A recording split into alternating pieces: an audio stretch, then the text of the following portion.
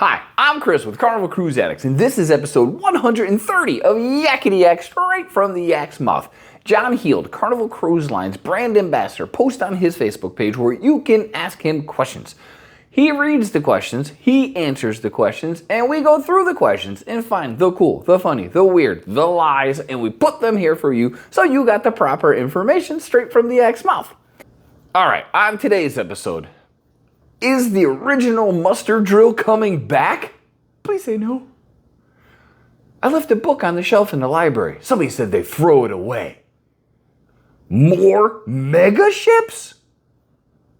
Grapes in the buffet? And what I got to pay for tomato juice?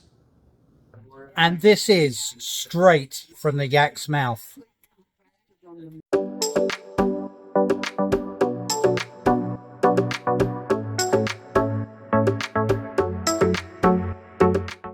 All right, question one.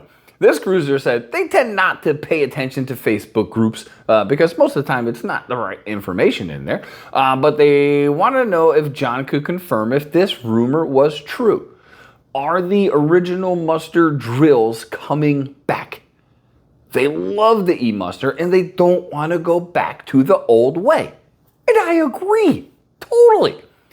John said, no, that is completely false. What is happening is about every 6 months or so, they will be doing a full muster drill the old school way for a week. So for the other 50 weeks of the year, it'll be the same e-muster they're doing now. Oh, God, that's a relief.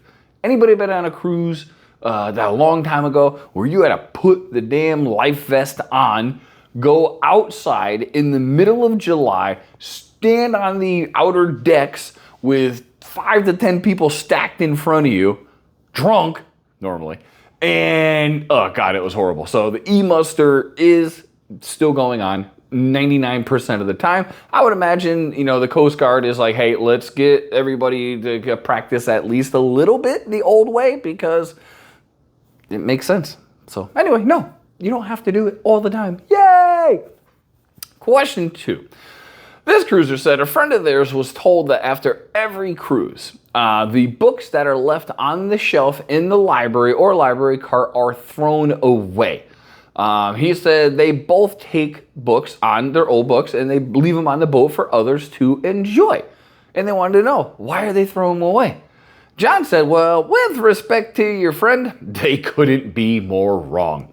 They always appreciate any book donations, and you can just leave them in the library, and he says thank you massively for doing that. So yeah, they don't throw it away. They actually keep them there. So if you have books you want to bring on there, bring them in. They leave them there for other guests to enjoy.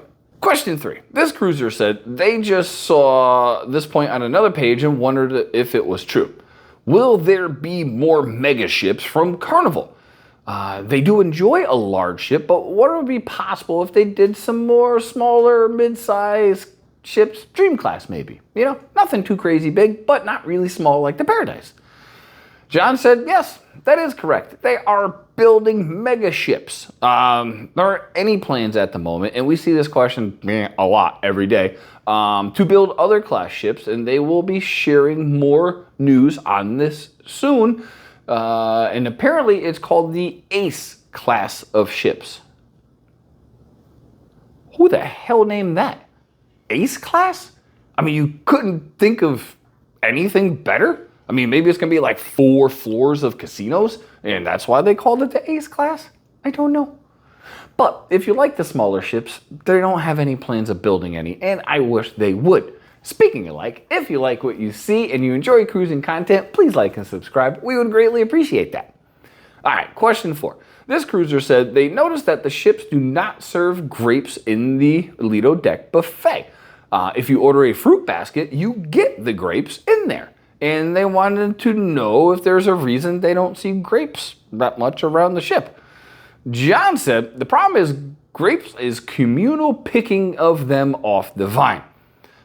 They've shared them in bowls before, but at the moment they don't have any plans to bring them back. And I mean, I do enjoy grapes myself, but you've been in the buffet line. You see the person in front of you that just picked their nose, scratched their rear end, and then reached out and grabbed that handle to the spoon, and they're putting stuff on the plate. Can you imagine that same person reaching in with a little bit of snot and butt juice on their hands and toggling through the grapes to find the 4 they want? Yeah, nah, I don't like grapes that much, man. Keep your grapes. I'll order a fruit basket. Thank you. Last question.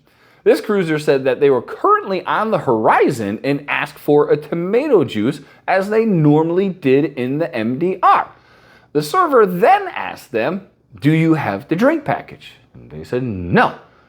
And they're like, "Well, we have to charge you for it. It's no longer complimentary." I asked John, "Is this true?" John said, yes, it is.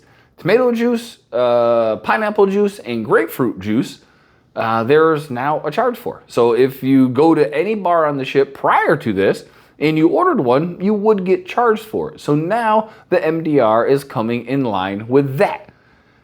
So I don't drink many of those. I mean, I know the fresh squeezed orange juice is and has been a charge forever, but I mean, I don't know.